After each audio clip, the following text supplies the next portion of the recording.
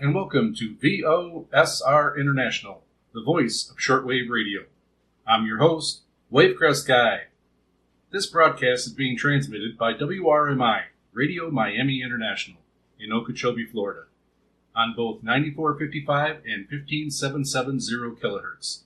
This broadcast is also being transmitted by shortwave radio in Lower Saxony, Germany, on 3975 kilohertz. All right, so we're going to start this broadcast out with some announcements. First off, I want to go over our schedule. I get this request a lot, and I send it off and send it out in emails. I try to post as often as I can when I'm doing posts online. Also, it is on our first page on our website, too, over at VOSRinternational.com, so you can always check it out there. And if there are any changes to the schedule, that's when I would send out a newsletter also to keep you updated. But now the schedule I'm going to go over is in UTC, so of course you'll have to convert that to your time zone for when these broadcasts will be in your area. So first off, we are on Saturdays at 0200 UTC on 5850 kilohertz, broadcast by WRMI out of Okeechobee, Florida. Then also on Saturdays, we are right on in the next hour, 0300 UTC, and that is on 9455 kilohertz, and again, broadcast by WRMI from Okeechobee, Florida. Next, we have another broadcast that's beamed in a different direction on Saturday, and this is at 2300 UTC on 15770 kilohertz, again, broadcast by WRMI in Okeechobee, Florida. Lastly, we have a broadcast on Thursdays at 1800 UTC on 3975 kilohertz and also on 6160 kilohertz. So they are on both of those frequencies at the same time. And I've been getting information from communications, from emails from listeners.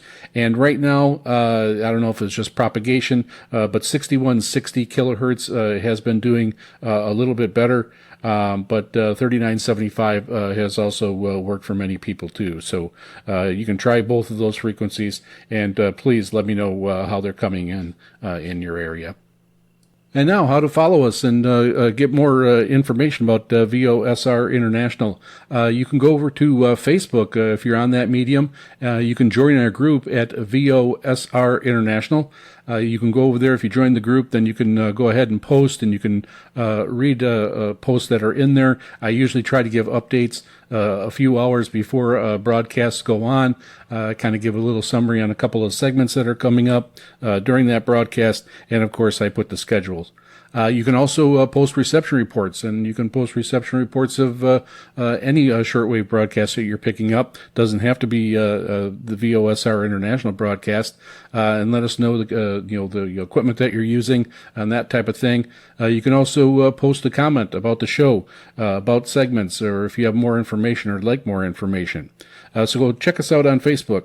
You can also check us out on Reddit. We do have a subgroup over there. It is called Grundig Shortwave Radio. I made that group before I started the broadcast here at VOSR International. So you don't have to have a Grundig radio to be a part and join us over there. You can go ahead and do the same thing over there. You can post about the show. You can post about shortwave radios, your equipment.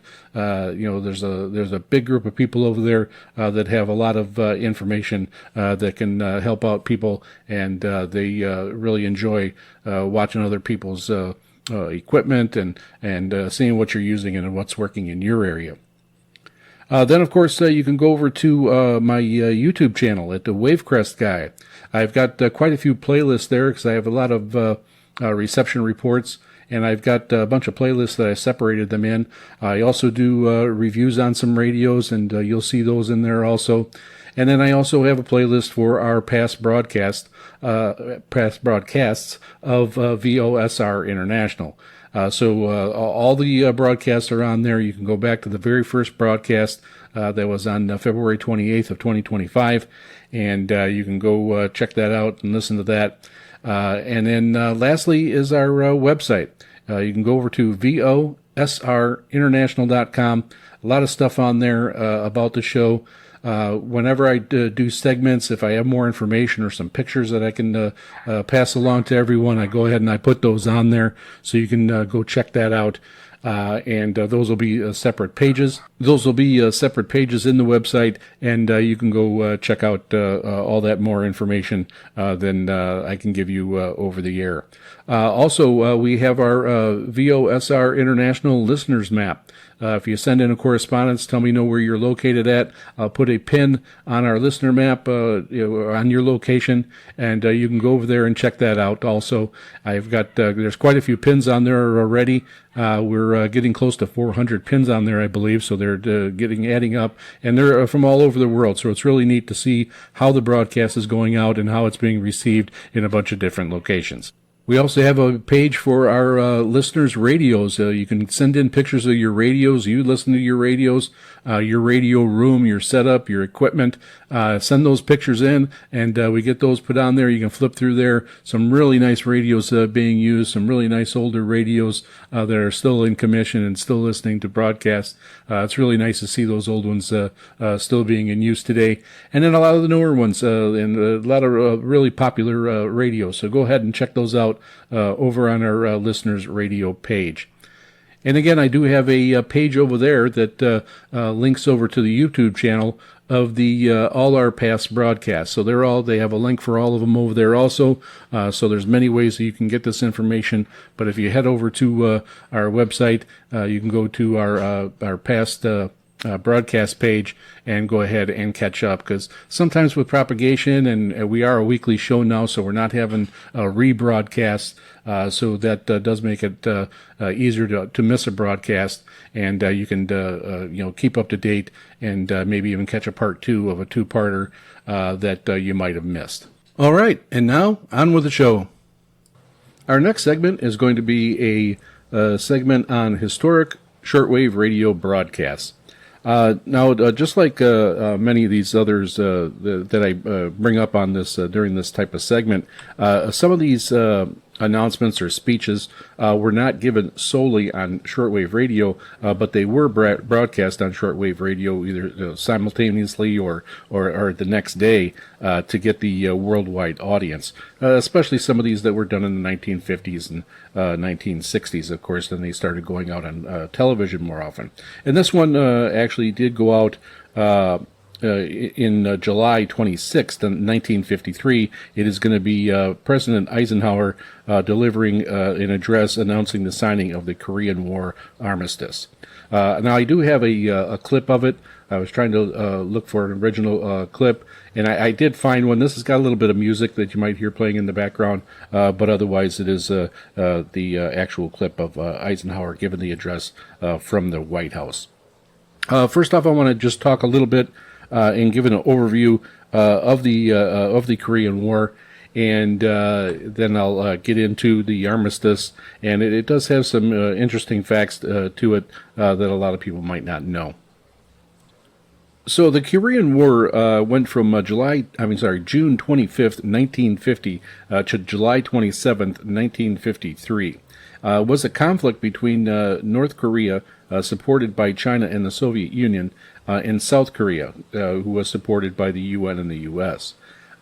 Initiated by a northern invasion, the war saw rapid advances, the pivotal Incheon landing by UN forces, Chinese intervention, and a stalemate near the 38th parallel. An armistice ended the fighting, but no peace treaty was ever signed. And that is one of the things that isn't really known by many people, that technically that war is still active. It is still going on. I guess not active, but it is still going on formally. There was never a peace treaty signed, so there was no end to that conflict. So some key aspects of the Korean War, the causes. Following World War II, Korea was divided at the 38th parallel, with a communist north and a capitalist south. Tensions escalated into open war on June 25, 1950, when the North Korean People's Army crossed the line, aiming to unify the peninsula under communist rule. For the initial phase, the KPA, well-trained and armed, rapidly advanced, capturing Seoul on June 28th. UN forces, primarily from the U.S., comprised 90% of the personnel, were pushed back to the Pujan perimeter in the southeast, holding on defensively. Then there was a UN counteroffensive on September 15th of 1950. General Douglas MacArthur ordered a daring amphibious landing at Incheon.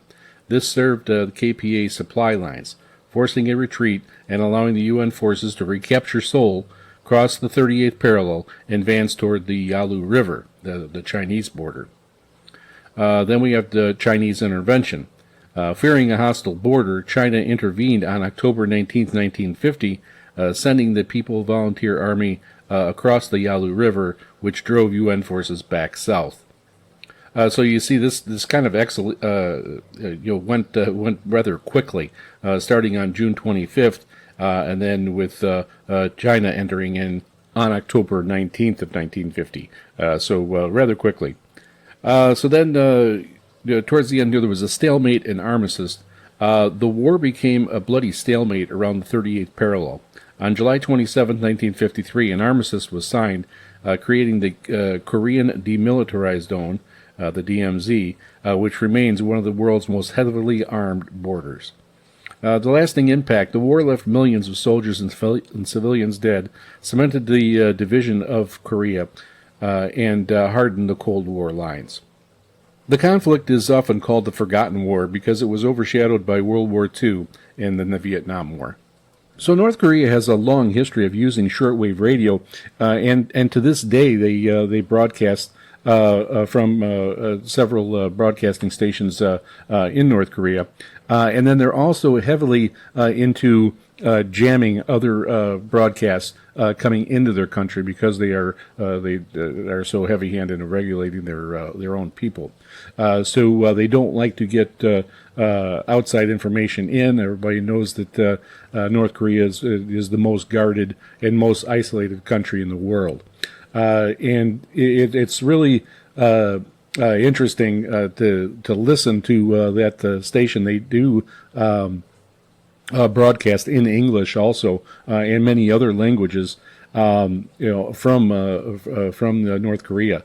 And of course, when you're just turning the dial, it's amazing how you can, when you go by and you hear the station, if they're playing music, you'll know right away. If you're a regular person who's looking and trying to find a different broadcast, you end up being able to identify that it's North Korea just by the music, type of music that they play, that patriotic type "We the People" music that is broadcast on that station. Then, of course, they have their own news and their own side of stories that they broadcast. So it is really kind of an interesting broadcast to take in, and you really can tell right away when you have found that. I posted quite a few reception reports and reception videos of me, listening to some stations from North Korea. I've got those in a playlist over on my website. I'm going to put a link of that over on our website at VOSRinternational.com. So you can go over there and check them out, and you can see what I'm talking about if you aren't able to pick up North Korea and their broadcasts. Being over here in Hawaii, I get it fairly strong. So it does come in pretty well. They do have some pretty powerful transmitters over there. They got some lesser powerful ones also that I can get on occasion. So I do have quite a few videos over there on my YouTube channel at Wavecrest Guy, so you can check out the playlist over there. But I will definitely put a link on our website at VOSRinternational.com. So now just a little background on this announcement, on this speech that President Eisenhower gave. So on July 26, 1953, President Dwight Eisenhower delivered a radio and television address announcing the signing of the Korean War armistice, which halted 3 years of brutal fighting. The expressed prayers of thanksgiving for the end of hostilities honored the soldiers' sacrifices, and declared the free peoples were one step nearer to their goals at a world of peace. So some key details about the announcement. Eisenhower marked the signing, which occurred on July 27th in Korea, July 26th in the United States, as a major achievement in stopping communist aggression without escalating into a wider world war. So this armistice, this whole package, was actually agreed by China also, and which let them go forward and be able to sign this armistice. So there was a solemn tone, giving during this announcement. He emphasized sorrow for the fallen and gratitude to the UN allies, while promising care for wounded veterans and the prompt return of prisoners of war. He also mentions the goal for peace. While announcing a pause in the fighting, Eisenhower noted that this was a battle armistice and not a final lasting peace, signaling that vigilance was still required. The armistice was achieved after Eisenhower's administration implied potential use of nuclear weapons and pressured South Korean President to accept the terms. So the full text of the speech highlights the high cost of war and the commitment to lasting peace, just peace, echoing a commitment to charity for all. So I'm going to go ahead and play that announcement right now. So this is from July 26th, President Eisenhower delivering the address about the Korean War armistice. This announcement lasts about a little over 5 minutes. My fellow citizens, tonight we greet with prayers of thanksgiving the official news that an armistice was signed almost an hour ago in Korea. It will quickly bring to an end the fighting between the United Nations forces and the communist armies. For this nation, the cost of repelling aggression has been high. In thousands of homes, it has been incalculable. It has been paid in terms of tragedy. With special feelings of sorrow and of solemn gratitude, we think of those who were called upon to lay down their lives in that far-off land to prove once again that only courage and sacrifice can keep freedom alive upon the earth. To the widows and orphans of this war, and to those veterans who bear disabling wounds, America renews tonight her pledge of lasting devotion and care. Our thoughts turn also to those other Americans, wearied by many months of imprisonment behind the Army lines. The swift return of all of them will bring joy to thousands of families. It will be evidence of good faith on the part of those with whom we have signed this armistice. Soldiers, sailors, and airmen of 16 different countries have stood as partners beside us throughout these long and bitter months. America's thanks go to each. In this struggle, we have seen the United Nations meet the challenge of aggression, not with pathetic words of protest, but with deeds of decisive purpose. It is proper that we salute particularly the valorous armies of the Republic of Korea, for they have done even more than prove their right to freedom. Inspired by President Syngman Rhee, they have given an example of courage and patriotism which again demonstrates that men of the West and men of the East can fight and work and live together, side by side, in pursuit of a just and noble cause. And so at long last the carnage of war is to cease, and the negotiations of the conference table is to begin. On this Sabbath evening, each of us devoutly prays that all nations may come to see the wisdom of composing differences in this fashion before, rather than after, there is resort to brutal and futile battle. Now, as we strive to bring about that wisdom, there is, in this moment of sober satisfaction, one thought that must discipline our emotions and steady our resolution. It is this: we have won an armistice on a single battleground, not peace in the world. We may not now relax our guard nor cease our quest. Throughout the coming months, during the period of prisoner screening and exchange, and during the possibly longer period of the political conference which looks toward the unification of Korea, we and our United Nation allies must be vigilant against the possibility of untoward developments. And as we do so, we shall fervently strive to ensure that this armistice will, in fact, bring free peoples one step nearer to their goal of a world at peace.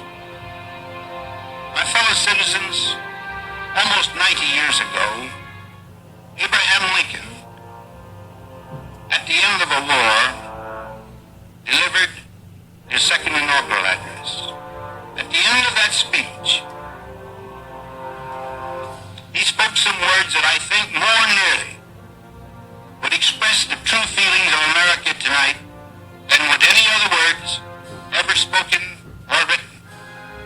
You recall them: with malice toward none, with charity for all, with firmness in the right as God gives us to see the right. Let us strive on to finish the work we are in, to do all which may achieve and cherish a just and a lasting peace among ourselves and with all nations. This is our resolve and our dedication. So there you have it, President Eisenhower's speech announcing the signing of the armistice to end the Korean War. That was again on July 26th, 1953. In looking back on these historic times and historic announcements, it never ceases to amaze me on how important shortwave radio was at the time to be able to get communications, get announcements, to get news and events happening out across the world. And it is still that way today in many areas that don't have internet access or that type of thing. Also, to be able to get news, to get people that are isolated. So it's really something how it was so important way back when in its heyday, but it is still important today. So let us know what you think. How do you like these historic broadcasts? I've done quite a few of them, and I've gotten some good response with the FDR announcements that I did, the fireside chats, and Lindbergh. So I've been doing quite a few of these. I really do enjoy the history and getting that information and finding out some new stuff that I didn't even know before I started researching it. So send us an email at VOSRINT@yahoo.com. That's VOSRINT@yahoo.com, or head over to our website at VOSRinternational.com. You can click on the mail icon and contact us that way. And now on to our mailbag segment. The emails have been coming in great, so hopefully it's a sign maybe the summertime and people will get out. Hopefully we're not too busy and we missed the broadcast, but don't forget to send in. If you haven't sent in and thought, oh, geez, I should probably do that, go ahead and send an email in. It only takes a second. Let me know where you're at. Let me know the reception, how it was when you were listening, and we'll get it on the air. You can tell us a little bit about yourself, and I will read them and put them in the mailbag segment. So first off, we have Grifter Hunts 78 from our Reddit group, and he sent me a message and said, hello, you said to give a location for the map. My name is Hans, and I live in Indianapolis, Indiana. I caught your broadcast on my Texan S2200X with an MLA 30 plus antenna. As far as what time, I cannot remember exactly. It was between 9 and 10 p.m. Eastern Standard Time. And kids, that I need a bigger desk. Take care and keep up the great work. Well, thank you very much for the message. Yes, if you haven't seen it, I do have under our listeners' rigs, I do have my setup, and I post it from time to time when I've got some big radios on a small desk since I live in a small condo here on Molokai, Hawaii. But thank you so much for your message. Then I have another post over at Radio Reference. I do post on there when my show is going to be on the days we broadcast, a few hours before, just to send out a reminder. And I got a post from J.J. Hendo from Eagan, Minnesota, and he just simply wrote that he heard me last night. Thank you so much, J.J., and hopefully you'll continue to listen to VOSR International. And now over to emails. This first one is from David, and he sends greetings from South Shields, UK. He writes, hi, just received you in the supermarket car park with my car, a Mercedes shortwave tuner, and it was still daylight on 6160 kilohertz. This is such a cool show. We will listen out for you in the future. Reception was patchy with interference of cars driving by. Thank you, David. That is really neat. I have heard of some cars, and especially Mercedes, do have a shortwave radio feature that you can get added to them. So really neat. And this is definitely the first time that I've heard of somebody listening to over a radio in their car, besides just a portable receiver. So hopefully you'll continue to listen to VOSR International. Thanks again, David. And next we have an email from Fabrizio from Grottenmeier, Italy. And he was listening on a Kiwi SDR2 with an MFJ 1886X antenna.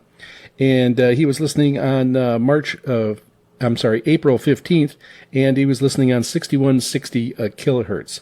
And he had an SINPO of 3544, and then between a 3 and a 2. He has a nice form that actually he added his reception report on, had a summary of what he heard, had some pictures of the SDR, and had all his information on there. So I did send out an SQL to Fabrizio. Hopefully he will be getting that over in Italy, and it will probably take a while from our small post office here in Molokai. But he did reply back, said thanks for the feedback. I did, when I sent him the email, I forgot to attach the EQSL onto it. I ended up doing that, and so he ended up getting it. He said, I'll be listening next week, and thank you in advance for mentioning me. So aloha, Fabrizio, and thanks for the email. Next, we have an email from Justin, regular listener from Wisconsin, who was listening on April 17th on 9455 kilohertz, using his XH data D808 with a short wire antenna, reporting excellent reception with an SINPO of 55454. He also mentions thanks for the show. Thank you so much for continuing to send me reception reports, Justin. It really helps, and I am surprised sometimes that there's times when you're getting the broadcast really strong over by you, and then people not too far from you are having some problems getting the broadcast in. So it really helps to see how the broadcast get transmitted out. And next we have an email from Konstantin from St. Petersburg, Russia. And he writes, Dear Jeff, my name is Konstantin, and I am 51 years old. I was born and live in St. Petersburg, Russia. More than 30 years ago, one of my favorite hobbies was DXing, shortwave monitoring. In the 1990s, there was no internet, letters were long, and international correspondence was quite expensive for a student. About 10 years ago, I decided to try to resume it, and now I am passionate about the hobby again. I still use my old Soviet military tube receiver, which is an R250M2. It's probably older than me and weighs 90 kilograms. Holy cow. With a long wire outdoor antenna. Yesterday, I listened to VOSR International on 6160 kilohertz via shortwave gold. Unfortunately, the reception conditions were not good, but it was still audible. Of course, for better listening, I used one of the web receivers in Europe, but it was just as an assistant. Below is the reception report using the equipment, his own equipment, and he was listening with reports an SINPO of 35233, and he reports strong atmospheric noise. He did send a video clip of it. He also sent a really nice postcard type greeting from St. Petersburg, which is really nice. And I have put that over on our website at VOSRinternational.com. It'll be under Listeners Radio, so you can go check that out. And he was kind enough to send a picture of his old radio. You need to go check this one out. I'm sure a lot of people haven't seen one like this. It is just awesome, and you can see where he says that it weighs 90 kilograms. Just a huge radio, but so very neat that it's still in service and still going. That is awesome.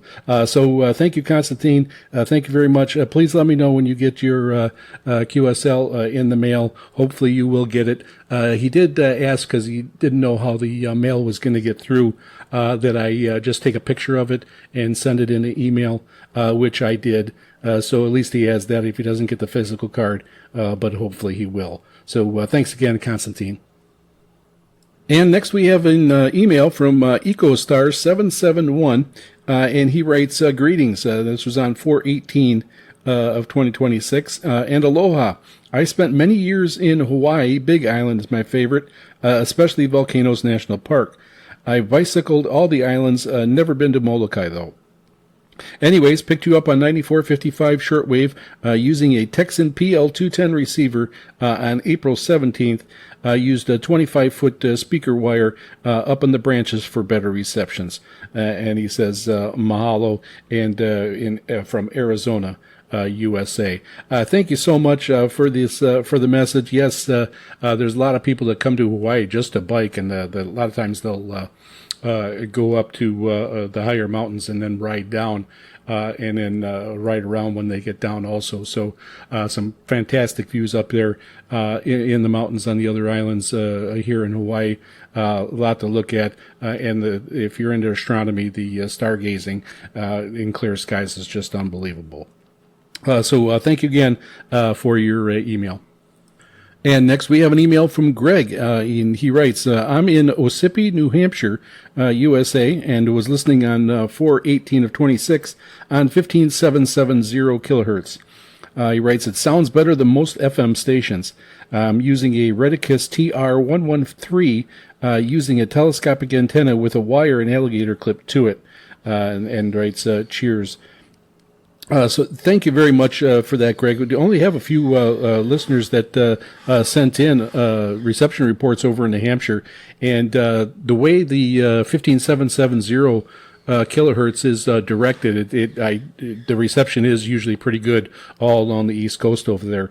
So I'm glad to hear you're able to pick it up, and really with not much for an antenna except for a wire clipped on it. That's excellent. He also added that he'll be tuning in, and it was a very informative show, and he loved the BBC history segment.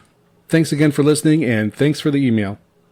And next we have an email from Jawahar from India. So repeat listener, he had sent us an email back in early April. He writes, greetings. Listening conditions were fair this morning as I tuned into VOSR on 15770 kilohertz over on WRMI on April 18th. The window for WRMI was open when I switched on my radio at about 2230 UTC. That is 4 a.m. local time over there, and you came in fair at that time. Thank you for reading my report. I enjoy your programming, which reminds me of the shortwave radio DXing programs from the era when shortwave was alive and well. Thank you so much, Jawahar. Thank you for continuing to be a listener of VOSR International. And next we have an email from regular listener Barry, and he writes, hello, Jeff. Heard the whole broadcast on Friday night. This was on April 18th. The mailbag was so long it seemed that you almost didn't get the topic of the night in. Laugh out loud. Loved it, though. 5850 kilohertz was very stable. Did not lose your voice at all. It was 5 to 6 to 5 to 9 plus the whole broadcast. How difficult would it be to have 2 hours on the frequency, 1 hour for mail and 1 hour in communications and 1 hour for a topic? Probably would cost extra, I don't know, which is true. I purchased an hour a week on WRMI and Shortwave Gold. So that would double everything up. And, basically I am retired and I don't know if I'm ready to do 2 hours a week. When I first started out this broadcast in February 28th of 2025, it was a monthly show. I wanted to start it out that way and just do some rebroadcast in between. And because I just didn't know if I would be able to keep up and how it would be received. Then shortly after, a couple months after, I went to bi-weekly. I was able to switch time slots, and it opened up where I could do the show bi-weekly, and then even open it up weekly if I wanted to. So that's eventually what happened. I went bi-weekly in the summer, the start of the summer, so I was doing the broadcast every other week. Then towards the fall, getting into winter, I decided to go ahead and give it a try and do a weekly broadcast. So right now, it's going well, getting good response, and that is one of the main things. As long as I get response from everyone. So if you have thought about writing an email in and letting me know that you're listening, do it please, so we can make sure that I know this is going out and people are listening. But so far, I know the broadcast has a pretty good following, and I'm sure there's a lot of people out there that haven't written in yet. I still get a lot of emails from people who are just turning the dial and come across us. So it does take a while to get the word out, and we're definitely getting a good amount of emails weekly. But the more the better. I try to get them all on. I try to check posts also. So make sure you keep sending in those emails, and we'll get them on the air. And next we have a email from a regular listener, David, from Rochester, New York. He writes, Aloha, Jeff. I was very happy to receive your QSL card in the mail, and here you read my email on Saturday, April 18th. Thank you so much. I attached pictures of part of my communications receiver collection, as well as my ham shack. And as I mentioned at the start of this broadcast, this is one of the reasons why you got to go check it out. Some really great radios in this picture. You got to go check it out. You're going to recognize some from the past. I'm sure there's going to be some that you've never seen before. But check this out. David's got quite the collection, and it is awesome to check out. So go check that out over on our website at VOSRinternational.com, and go over to the listener radio page. He continues, I've been hooked on shortwave since I was 5 years old when I heard my neighbor's Helicrafter's S53A receiver. I'll never forget the sounds of shortwave radio that evening many years ago. I received my first shortwave radio from my grandfather when I was 7 years old, and it was a 1946 RCA Radiola AM shortwave table radio, which I still have. Shortwave listening has been a part of my life for almost 70 years. I have been a amateur class ham radio operator for 40 years. Now a retired electrical engineer. I volunteer, teach adult education electronics classes at the AWA Communications Technology Museum in Bloomfield, New York. And he puts down a website here. It's antiquewireless.org. All one word, antiquewireless.org. The classes are Radio 101, the All-American 5, tube guitar amplifiers, vacuum tube audio, and solid-state theory and troubleshooting techniques. The classes consist of theory as well as guided hands-on restoration or kit building. Those would be awesome. That's one thing that I definitely miss being here on Molokai. There aren't anything, close to anything like that here on the islands, and especially Molokai, only 7,500 people. You got to travel so far to do anything compared to being on the mainland U.S. But that is just awesome. I never miss your VOSR program every Saturday evening on WRMI at 2300 UTC on 15770 kilohertz. As I mentioned, that's probably the best frequency for you to grab it over there because it beamed right up that way. Thank you for keeping the fun in shortwave listening alive. You're an awesome ambassador for shortwave listening. Thank you so much, Dave. And from this email, all the work that you're doing, that is just fantastic. And if you ever thought about doing a guest spot here on VOSR International, just let me know. And you definitely have so many topics right there that you named off that you can definitely use and along with anything else. So if you're ever interested, Dave, let me know. And thank you so much for being a listener of VOSR International. All right, so let's keep those emails coming in, and we will get them read on our mailbag segment, which a lot of people always mention that is really one of their favorite segments here on the broadcast. So send in your emails to VOSRINT@yahoo.com. That's VOSRINT@yahoo.com. You can head over to our website over at VOSRinternational.com and click on the mail icon and contact us that way. You can even head over to our Facebook page over at VOSR International. Join the group over there, and then you can post and contact us that way also. I also want to mention that I only have 5 of the original QSL cards, postcard ones that I send out in the mail left, the 2 different styles that I had made. So I'm going to be making up some, so there may be a gap in where I'm getting these sent out because I'm going to have more made up. I'm going to do something different, maybe have another couple different variations of it with new pictures on it. So if you do want one, make sure you send in a email to VOSR International, VOSRINT @yahoo.com, and we'll get them out. I will let you know if there's going to be a delay because of the I'll have to wait until I get more cards. And next we are going to do a radio segment, and this is going to be an older boat anchor type radio.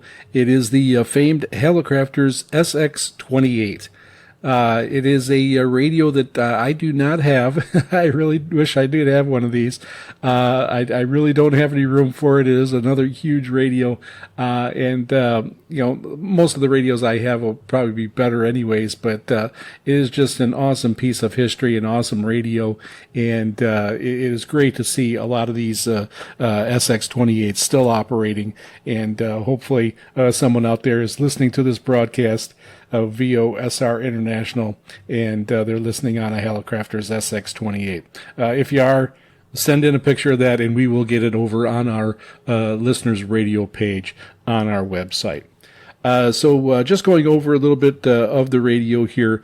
First off, the Hallicrafters SX28, also known as the Super Skywriter, is an American shortwave communications receiver that was produced between 1940 and 1946. That saw worldwide use by amateur radio, government, and military services even. There were a couple presidents who actually had this radio. I know Harry Truman had one in the Oval Office, and it's reported that FDR also had a model of the Hallicrafters SX28. So in July of 1940, the Hallicrafters Company announced the SX-28 Super Skywriter, the result of a development effort by 12 staff engineers and analysis of more than 600 reports that included input from U.S. government engineers, commercial users, amateur radio operators. The SX-28's distinctive Art Deco styling was considered sleek and strikingly modern in 1940. And honestly, that is one of the things that is so striking to me about this radio, the SX-28. While the looks of the SX-28 are definitely from another era, it does have classic lines and a classic design that really stands up to this day, and it is really a beautiful looking radio. The radio frequency coverage was 550 kilohertz to 43 megahertz, and it was done in 6 bands. The SX-28 included an amplified AVC, lamb noise silencer, calibrated band spread, and push-pull audio output. The SX-28 was known for its high-fidelity audio, together with high sensitivity, stability, selectivity, and good purchase value. The SX-28 saw use by various branches of the U.S. and Allied military and intelligence agencies during World War II. The SX-28 Hallicrafters SX-27 and the S-27 and the S-36 receivers were often rack-mounted in British government listening posts and secret listening stations for monitoring German radar and communications during the war, such at Bowmanor Hill in the English Midlands, where German and Italian encrypted radio messages were sent to Bletchley Park for decoding. A number of the receivers were sent to the Soviet Union as part of the Lend-Lease Act, subsequently modified to accommodate Russian tubes. Hallicrafters published that 50,000 SX-28 and SX-28As had been built by the end of the production run in 1946. However, the serial numbers appear to indicate a production figure of half, approximately 27,500 receivers. Many of the SX-28 and 28As that exist today are in the hands of vintage amateur radio collectors and amateur radio operators. The Skywriter name. The name Skywriter was intended to bestow an aura of exotic adventure to Hallicrafters products and had a long history with the company. The first Hallicrafters set to be dubbed with the name was 1932 S1. Variations. Variations and special versions of the SX-28 were produced over the years. During World War II, Hallicrafters continued to redesign portions of the SX-28. The AN/GRR-2 was introduced in February of 1944 and became the U.S. Navy SX-28A, a ruggedized unit built for U.S. Army Signal Corps and Navy use. Now, the SX-28 originally sold for $159.50. During the war years, Hallicrafters introduced the SX-28A, essentially the same receiver with minor modifications in the RF section. By 1944, the SX-28A sold for $223. Now, the SX-28 was a 15-tube radio. And the tubes are the tube 1, V1, is the first RF amplifier. V2 is the second RF amplifier. V3 is a mixer. V4 is an oscillator. V5 is a ANL first IF amplifier. V6 is the second IF amplifier. V7 detector S-meter amplifier. V8 is the AVC amplifier. V9, the ANL amplifier. V10 is ANL. V11 is BFO. V12 is the first audio amplifier. V13 is an audio amplifier. V14 is another audio amplifier. And V15 is the rectifier. Now, due to its popularity, many are still in use and often paired with the matching PM23 speaker. Collectors note that the dial scales are brittle, which can make restorations difficult. And whenever you're working with an older radio like this, and these are really getting up there, and this is another very, very heavy radio, that any restoration is going to be very complex. Now, again, this was a very high-end radio, but it did have competitors back in the day, and they were the Hammerlund Super Pro, the Radio Manufacturing Engineering, RME-69, the National HRO, and the RCA AR-88. Now, the SX-28 was replaced by the SX-42 that was introduced in August of 1946. Although it was Hallicrafters' new flagship receiver, it didn't look anything like the old SX-28, and its standard HF circuitry design additionally offered the buyer FM coverage from 27 up to 108. The SX-42 never achieved the customer enthusiasm or the devotion followed of the old SX-28 had. The SX-42 didn't survive very long as Hallicrafters' flagship either, with its production only going until about mid-1947. Now, remember when these came out, they were also usually paired with transmitters, for ham operation. And then they didn't have any internal speakers, so they also were paired with other speakers.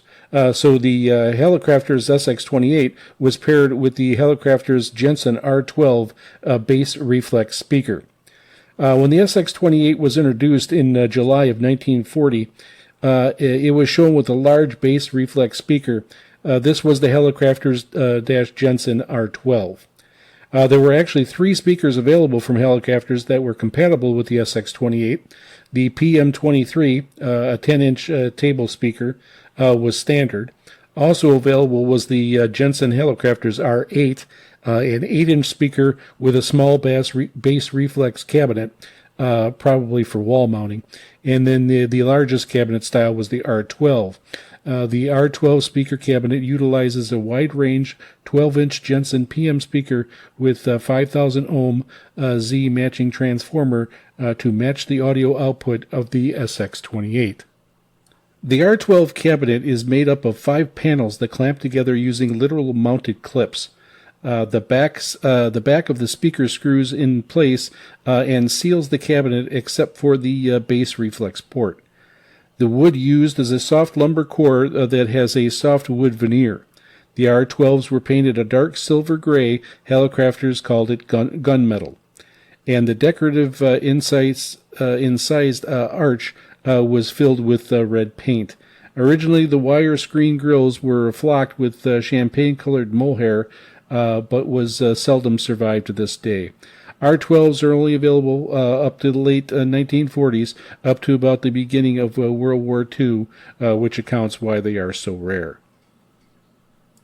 Now, the PM23 table speaker from Helicrafters, that was the standard speaker for the SX28 and the SX28A, along with the SX24 and the SX25.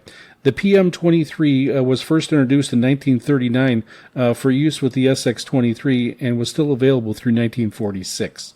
The 10-inch Jensen speaker has a 5,000 ohm to 8 ohm transformer to match the speaker to the typical Helicrafters audio output impedance. The Chrome H was installed on all the PM23 speaker grills until about 1943, when it was discontinued for the duration of World War II. At about the same time, the magnet cover was eliminated from the speaker frame, and the post-World War II Helicrafters ads do not show the return of the Chrome H, but whether it applies to all post-World War II PM23s is really unknown.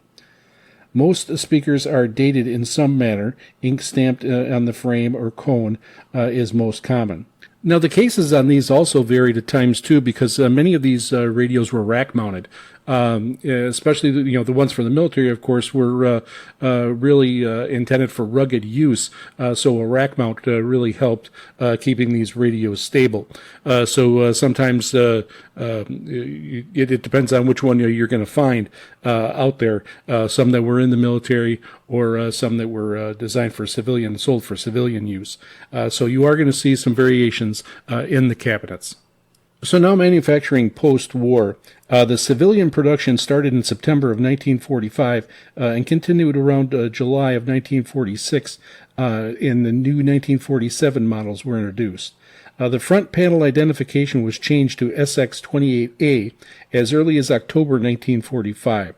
Now, sometimes it is difficult to be able to date your Helicrafters radios, and especially the SX28. So why is it difficult to find the production information on Helicrafters receivers? After all, they were one of the big 3, Helicrafters, National, and Hammarlund, from the late 30s up to the 1960s. Unlike National, the company that just recently went out of business, this was back in 1991, or Collins, a company that is still in business through Rockwell. And again, this is older information. Helicrafters was unfortunate enough to have been purchased by Wilcox Instruments, a division of Northrop, in the early 1970s. Wilcox is known as Wilcox Electric and was located in Kansas City. One of the first orders of business at Wilcox was to destroy all of the Helicrafters records and archives. Now, there were some protests from employees ordered to carry out the destruction, but it was to no avail. Some records were smuggled out of the plant, but it was only a fraction of what was actually destroyed. Most of these surviving records probably are in private collections. Since there are no company records available for reference to the production dates or quantities, there's very we have to use other methods to reconnect, and most took place during the SX-28's production period. So there you have it, some history on one of the classic shortwave radios of an era gone by, the SX-28 and 28A by Helicrafters. So let us know what you think. Let us know if you have one of these classic radios, if you're listening to it or if you're in the middle of a restoration. We really love to hear a story if you're in the middle of a restoration or having a repair done. Finding someone to do repairs on these old classic radios is becoming more and more difficult. So it's really something that when you see them in great condition and working condition, it is really a sight to see. And there's nothing more sending you back to the era than listening to an older tube radio and listening to the broadcasts that come out over it. It just has a classic sound. It has the warm hum. You have the heat coming off with the tubes. It's just a totally different experience, and it's a little more active. Sometimes you have to do a little more tuning with them, depending on which radio you have, and there's a little more work to get them to come in. But great radios still in operation, still working today, and still viable. So let us know if you have one. Send some pictures in if you have them. If you have pictures or if you have some stories about Helicrafters SX-28, send them in, and we'll make sure we pass them along. So let us know. Send us an email at VOSRINT@yahoo.com. That's VOSRINT@yahoo.com. Or you can head over to our website at VOSRinternational.com and click on the mail icon, and you can contact us that way. Also, if you're on Facebook, you can also go over to our page at VOSR International, join our group, and you can post and contact us that way. And that concludes our broadcast. Be sure to catch our broadcasts every Saturday at 0300 UTC on 9455 kHz, and also on Saturdays at 2300 UTC on 15770 kHz. Transmitted by WRMI, Radio Miami International, from Okeechobee, Florida. We are also broadcast by Shortwave Radio Gold in Lower Saxony, Germany, on Thursdays at 1800 UTC on both 3975 kHz and 6160 kHz.